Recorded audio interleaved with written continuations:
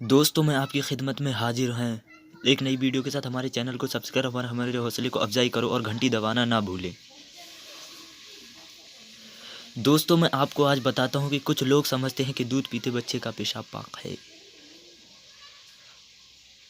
और कुछ लोग बिना गुस्ल के नमाज अदा तक कर लेते हैं। मौलाना तकीर अहमद बरेलवी अपनी किताब में लिखते हैं, कुछ लोग बच्चों का पेशाब पाक समझते हैं और बिना गुस्ल करे नमाज पढ़ लेते हैं। हालांकि ऐसा नहीं है कि इंसान का पेशाब नापाक है, चाहे वह बच्चा हो या बड़े का आखिर है तो वो इंसान ही।